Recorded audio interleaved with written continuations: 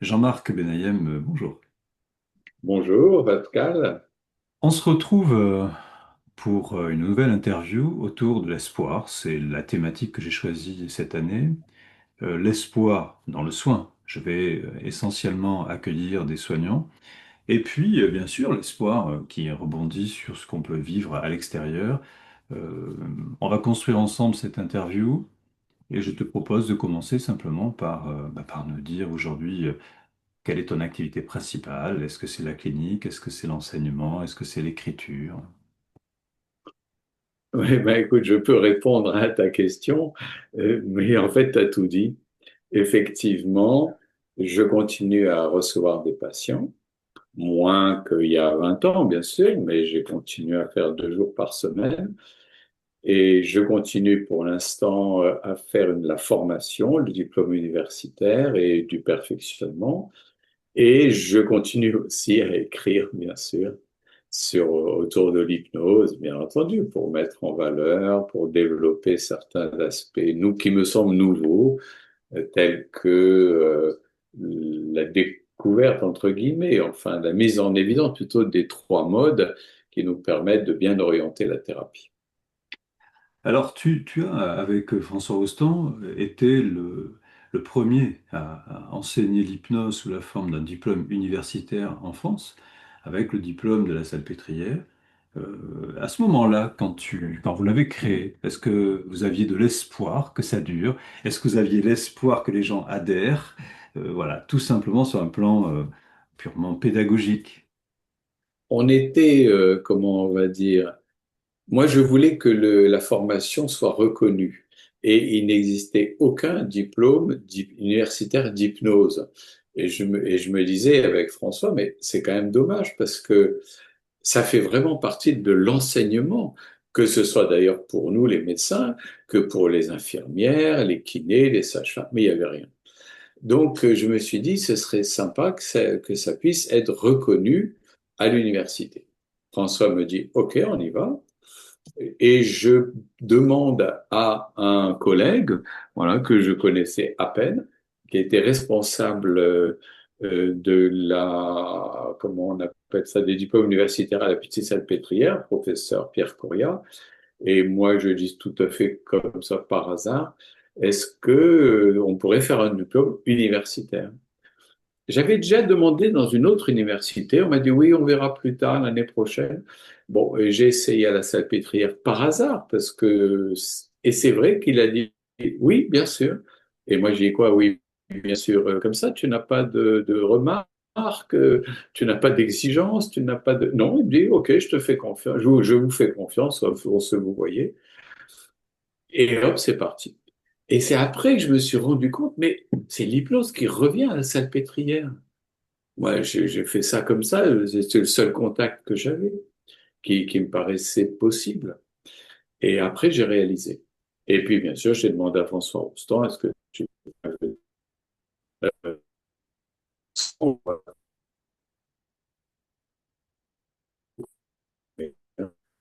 Et alors, la grande surprise, voilà, mais tu l'as évoqué, c'est que quand on a commencé, au début, on avait 30 ou 40 personnes inscrites, et puis ensuite, on en a eu 300.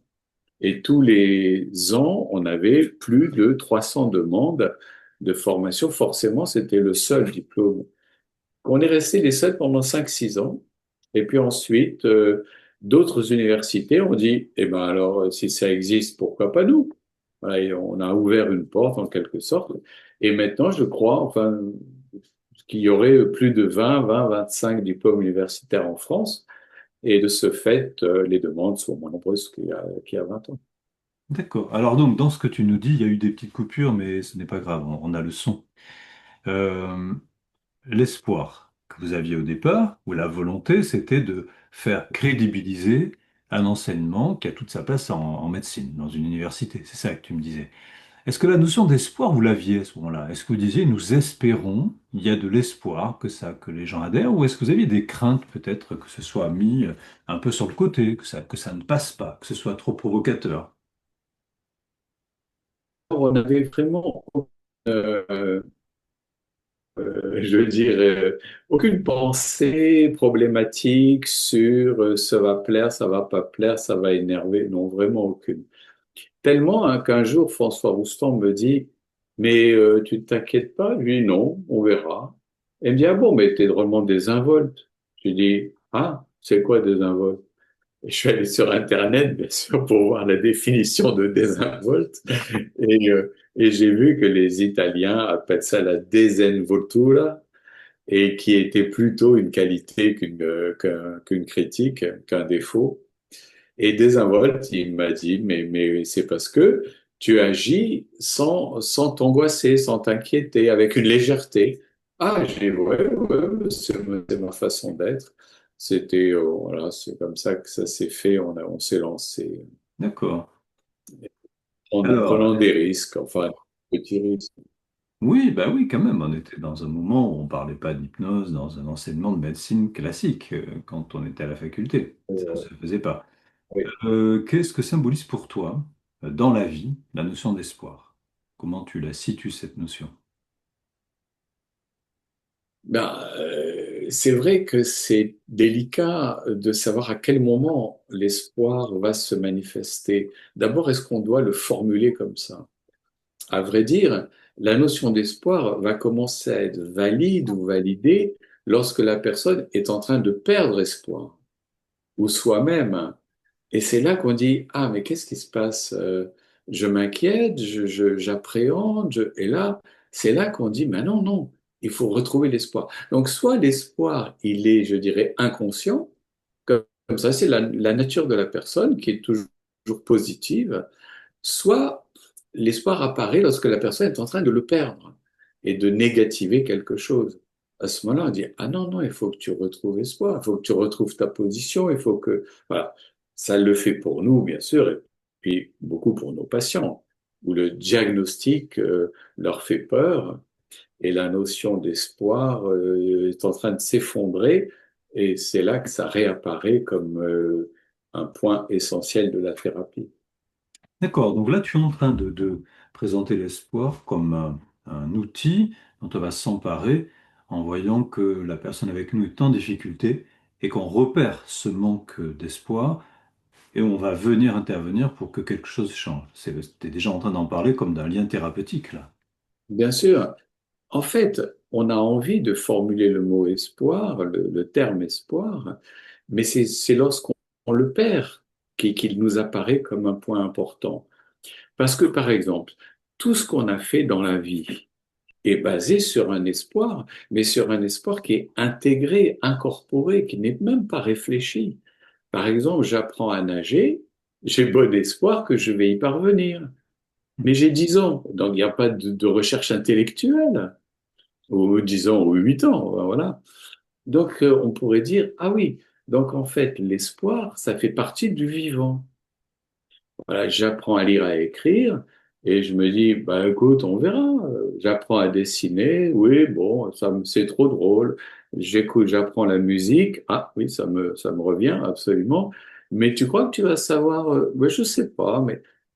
Et c'est lorsqu'on commence à nous mettre en doute qu'on est en train de perdre cet espoir, qu'il y a une angoisse qui apparaît, une inquiétude, et qu'on cherche, mais comment je pourrais retrouver cet espoir qui était en moi et qui s'efface, qui s'effondre, qui s'émiette. D'accord. Voilà. Alors, ça m'évoque deux choses que tu dis. Soit on est en train de parler de la désinvolture, et effectivement, François Roustan te faisait remarquer que ta désinvolture qui était là pouvait vouloir dire que tu étais dans un optimisme qui était à toute épreuve, et peut-être tout simplement rempli d'espoir. Et quand on va interpeller quelqu'un au niveau de la notion d'espoir, en lui demandant s'il a de l'espoir ou s'il veut qu'on l'aide à avoir de l'espoir, tu dis par là qu'on intervient parce que quelque chose est peut-être en train de se déséquilibrer. Voilà, l'annonce d'un diagnostic, peut-être que la personne a perdu confiance en elle depuis des années, ou elle a simplement de l'anxiété, enfin, c'est déjà depuis des années. Donc finalement, elle est plutôt dans le négatif. Oui. Voilà, c'est quelque chose, par exemple, il y a un certain collègue qui, je ne sais pas si tu as déjà rencontré, qui s'appelle Pascal Vesprumi, Et dès que j'ai entendu, fait sa connaissance, j'ai pas réfléchi. Est-ce qu'il sera à la hauteur? Est-ce qu'il sera bien? J'ai dit, mais non, mais il y a quelque chose il met tellement de plaisir et de bonheur à communiquer quelque chose. C'est bon. Et donc, il y a quelque chose qui est impulsif, qui est comme ça. Avec nos patients, c'est l'inverse. Ils se mettent eux-mêmes à douter. Est-ce que je suis à la hauteur? Est-ce que je vais pas développer une maladie grave? Est-ce que mon mari va rester ou il va partir? Est-ce que je vais pas avoir une autre entorse vu que celle-là a déjà bien la cheville? Et donc, ils ont perdu l'espoir de quelque chose de positif. Et bien entendu, c'est là que ça nous provoque, nous, en tant que soignants, en disant, bah, alors, comment faire pour que il puisse passer du négatif vers le positif, de la perte de confiance vers j'ai confiance, voilà. Et c'est là, bien sûr, qu'on intervient pour que il puisse reprendre courage et retrouver la position d'origine, qui est une sorte d'espérance, quoi, que je m'affronte à quelque chose que je ne maîtrise pas, confiance. Alors, tu viens d'ouvrir une autre question, tu viens de dire espérance. On parle de la même chose quand on parle d'espoir et quand on parle d'espérance. C'est vrai que le terme espérance est souvent relié à quelque chose d'un peu plus large, comme on voit dans la religion. C'est-à-dire, je mets non pas la confiance en moi ou dans un petit monde, je le mets dans un monde beaucoup plus large. J'ai l'espérance que, et je peux vraiment élargir, que les guerres vont s'arrêter. J'ai l'espérance que la raison va revenir. Voilà. Donc c'est vrai que l'espérance est un peu plus large, il y a une connotation, mais bon, qui a une profondeur peut-être qui est beaucoup plus immense et qui n'est pas juste centrée sur moi.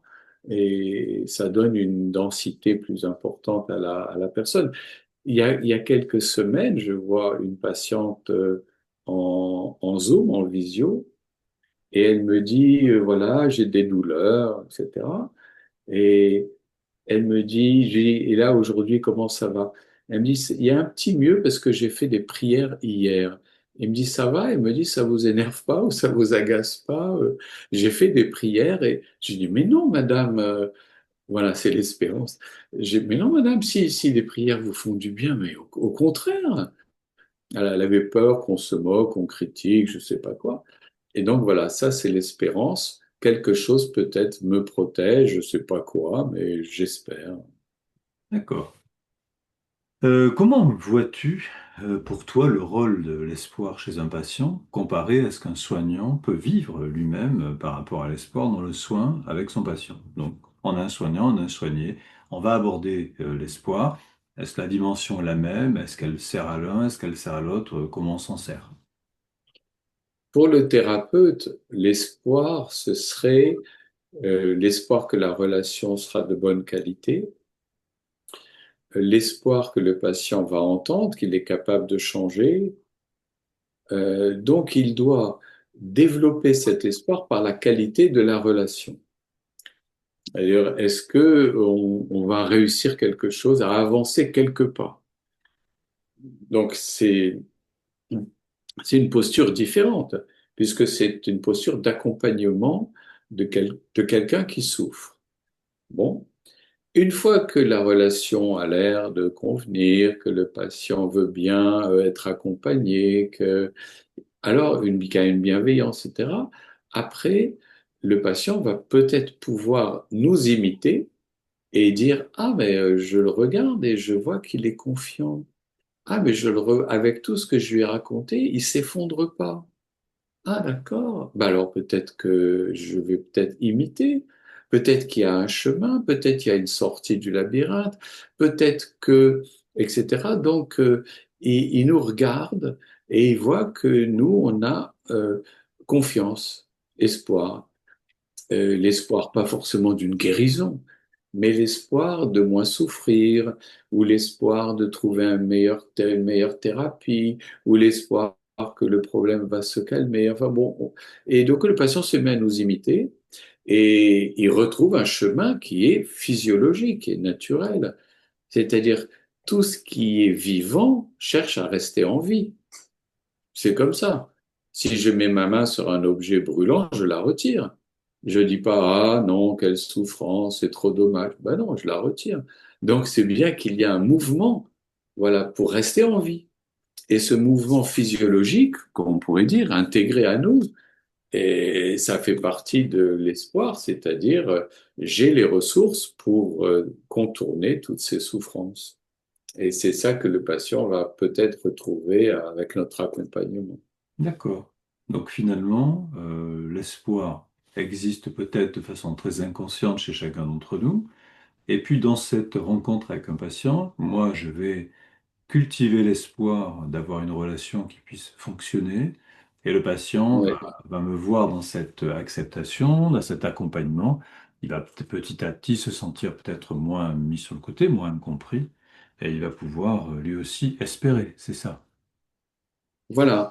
Hmm. On pourrait dire que, puisque j'ai beaucoup travaillé et j'aime bien communiquer sur ce sujet-là, qui sont sur ces trois modes que nous avons, il y a le mode intellectuel qui, lui, souvent aggrave les choses. Parce que l'intellect, il veut tout maîtriser. Donc, quand l'intellect veut maîtriser, il nous fait voir le pire. Je veux C'est-à-dire, j'anticipe l'avenir de manière négative pour pouvoir contrôler l'avenir. Donc, l'intellect qui se développe m'angoisse, puisqu'il imagine le pire. C'est-à-dire, et si cette pathologie s'aggrave, et si ce compagnon s'en va, et si je retombe et je me tords la cheville. Et donc, avec ces si, la personne se met à s'angoisser, c'est-à-dire le négatif la domine. Et c'est là que nous, on doit intervenir en disant, ah, ça, c'est le mode mental. OK, j'ai compris.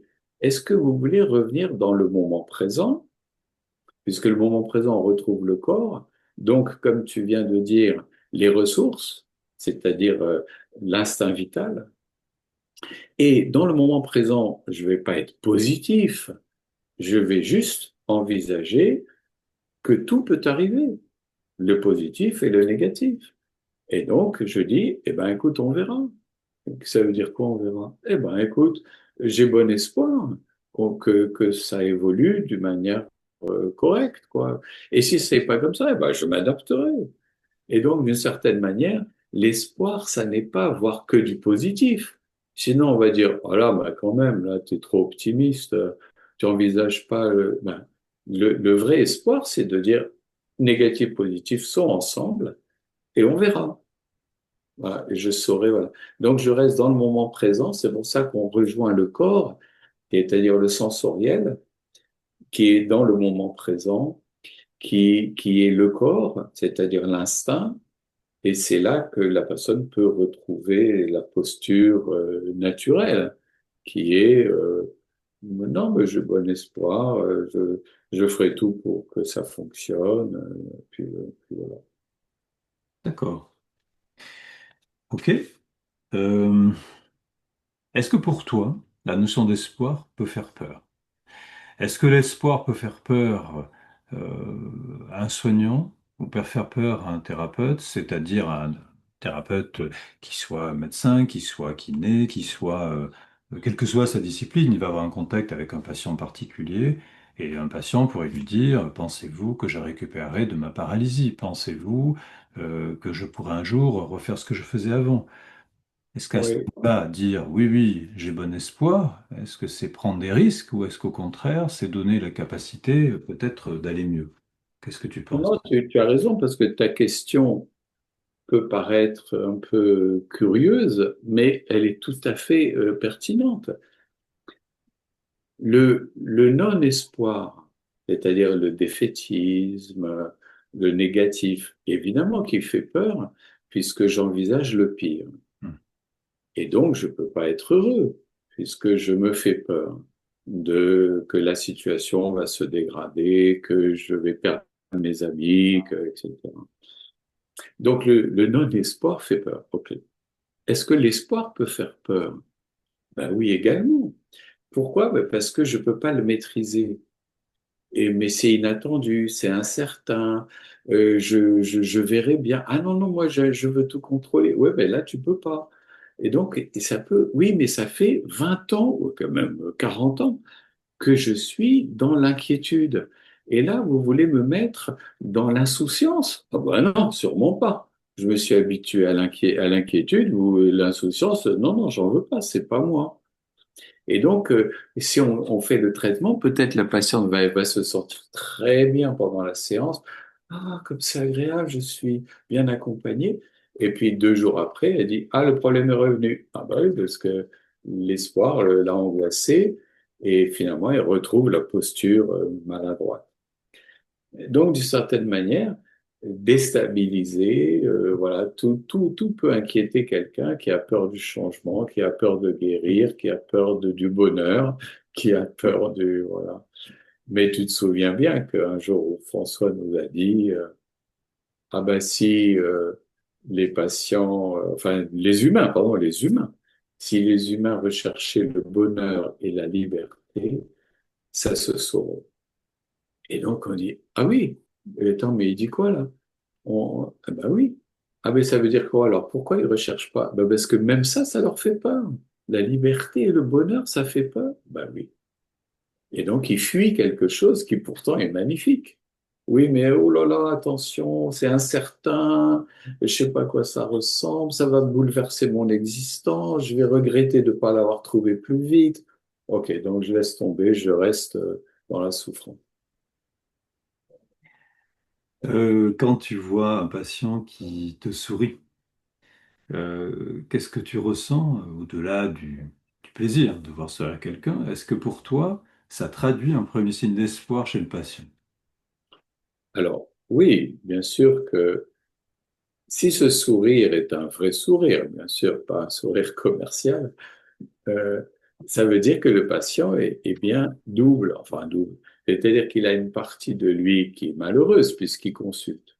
Et s'il veut bien mettre un peu d'humour ou bien sourire, à ce moment-là, on dit, ah, il y en a quand même un qui arrive à prendre de la distance. Et il faut lui dire, vous lui dire, mais attendez, là, vous avez fait une blague, là, vous avez souri, attendez, donc il y a une partie de vous qui peut mettre de la distance, qui peut pas se moquer, mais oui, oui, c'est vrai, ça m'arrive de rire avec les amis. En fait, le rire et le sourire, enfin le rire, enfin voilà, en fait c'est un système de défense.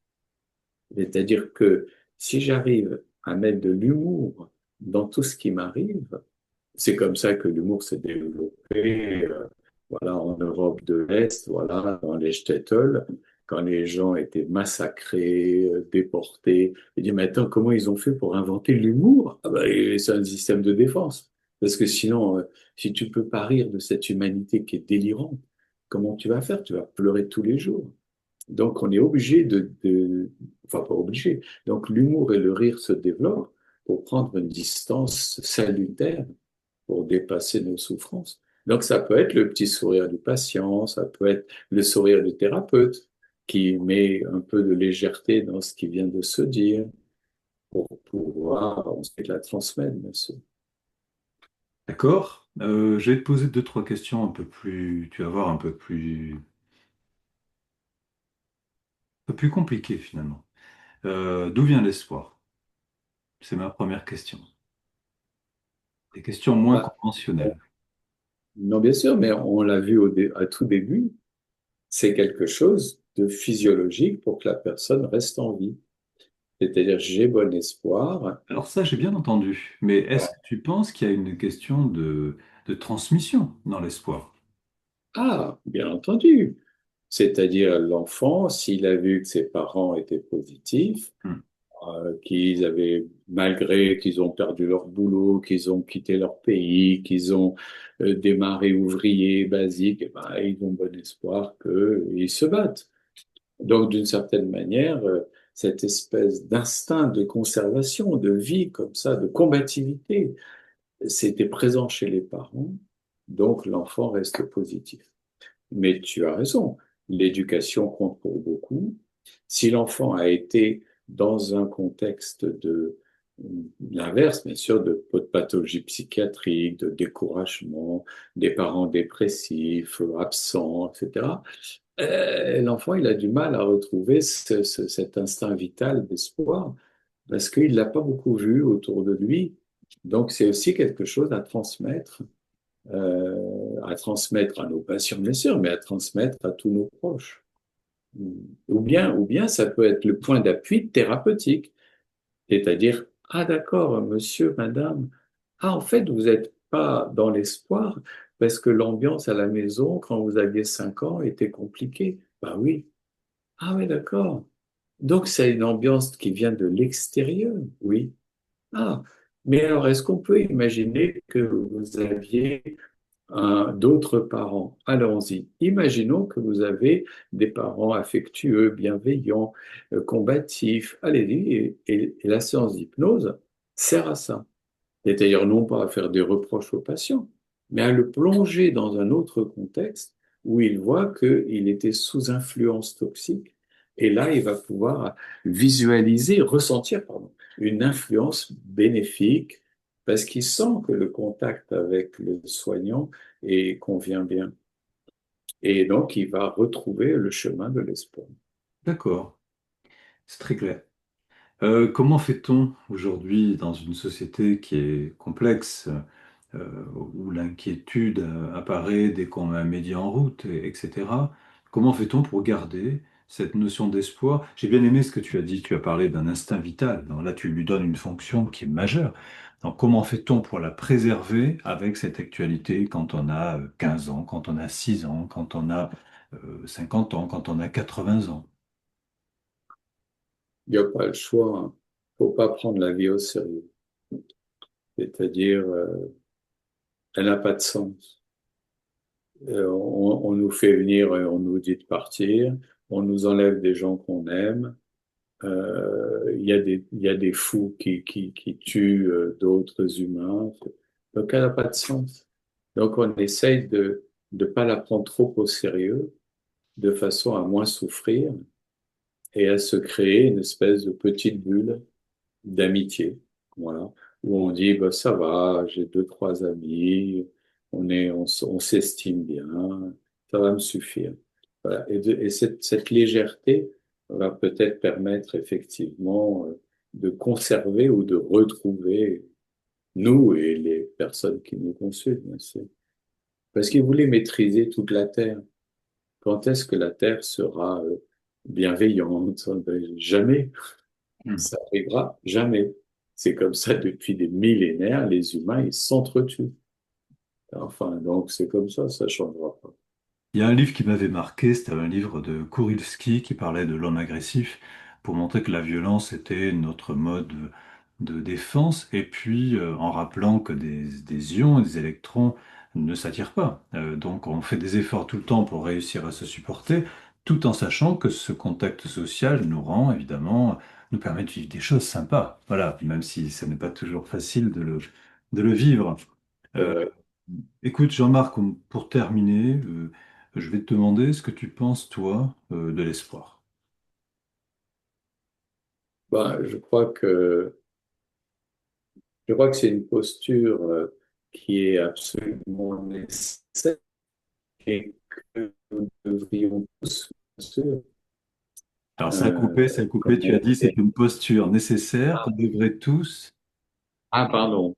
C'est une posture nécessaire que nous devrions tous, comment vous dire, travailler pour la conserver ou pour la renouveler.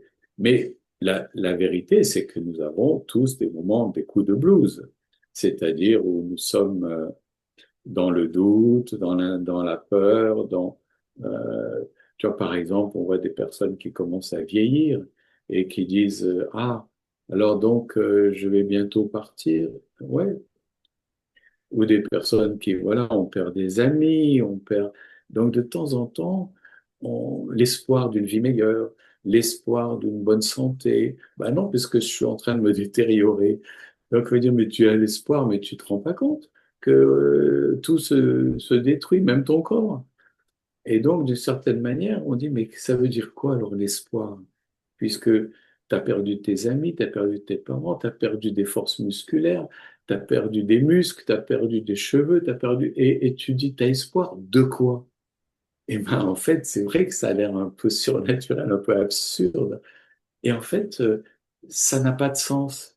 C'est juste quelque chose du corps qui cherche à se maintenir en vie, c'est tout. Et à prendre la vie comme un jeu. Donc c'est un instinct vital qui va, comme tu as dit tout à l'heure, nous permettre probablement d'agir, puisque tu as parlé d'action, Action. et Voilà. pour nous et pour les autres, évidemment. C'est quelque chose qui va nous permettre de faire attention aux autres. Euh, Ouais. je crois que quand on, on entend la question que j'entends parfois avec des troubles de l'attention, des personnes me disent, est-ce que d'après vous, j'ai raison de vouloir faire tel type d'études? C'est-à-dire, est-ce que vous pensez que j'en serais capable? C'est absolument inimaginable pour moi de dire à quelqu'un, ah mais pas du tout, non, faut pas faire ça, vous n'allez pas pouvoir. Je vais enlever toute la force que cette personne met dans la vie. Voilà. Ouais. Évidemment, parfois on a des questions sur un plan moteur qui peuvent être Oui. compliquées. Je ne sais pas si vous récupérez suffisamment, mais naturellement que l'espoir que je vais partager va nourrir quelque chose de fantastique. Ben là, tu viens de rajouter un point essentiel que j'ai pas abordé, mais merci. C'est que si je perds espoir, j'ai plus d'action. Hmm. Or, la vie ne peut se faire que dans l'action. L'action de n'importe quoi. L'action, je vais marcher, une nouvelle rencontre, une nouvelle idée. Si je commence à perdre espoir ou être dans le négatif, ben, j'agis plus. Mais si tu n'agis plus, eh ben, comment tu vas revenir dans la vie? Ben, tu peux pas, parce que tu n'agis pas. C'est désespérant. Voilà. Et c'est parce que j'agis, mais des choses simples, pas une révolution, des choses simples, parce que je vais faire les courses, je vais téléphoner à des amis, je vais rejoindre un club, je vais faire, tiens, je vais faire une thalasso, une thérapie, voilà, je vais faire une cure thermale, je vais faire, eh ben, c'est là qu'on dit, ah, qu'est-ce qui t'arrive? Ouais, ben, je sais pas, on verra. Et c'est là qu'on dit, ah ben tiens, j'ai fait une belle rencontre. Ah, mais j'ai envie d'écrire quelque chose. Voilà. C'est le mouvement qui nous remet dans la vie. D'accord. L'hypnose, c'est quelque chose qui t'a toujours donné de l'espoir? Bah, l'hypnose, c'est la même chose. Au fond, on pourrait dire que oui, il y a un lien, c'est-à-dire que c'est une, comment on va dire, on dit hypnose, un nom un peu bizarre, hein, mais c'est pareil, c'est un état naturel physiologique, voilà, qui nous remet dans notre corps, dans notre sensation, dans nos cinq sens, même nos six sens. Voilà. Et l'hypnose, ça sert que à ça, à retrouver le corps. C'est pour ça qu'on a des milliers de métaphores. C'est pour objectiver quelque chose et nous remettre dans les images, le son, l'audition, le bras, les jambes, les sensations de mouvement. Et donc l'hypnose, c'est complètement physiologique pour retrouver le corps et donc on retrouve l'espoir puisqu'on se remet à agir. Alors que de l'autre côté, on pense, et ça, on perd courage très vite. Oh, bah c'est bien. Voilà. Jean-Marc, merci. Ben, je t'en prie, écoute, Et puis euh, à bientôt. voilà, et je te rappelle que, bon, ça n'a pas besoin d'enregistrer ça, mais qu'on a passé un moment très agréable en votre compagnie. Et tu as vu qu'il y a quelques jours, ou peut-être pas, j'ai fini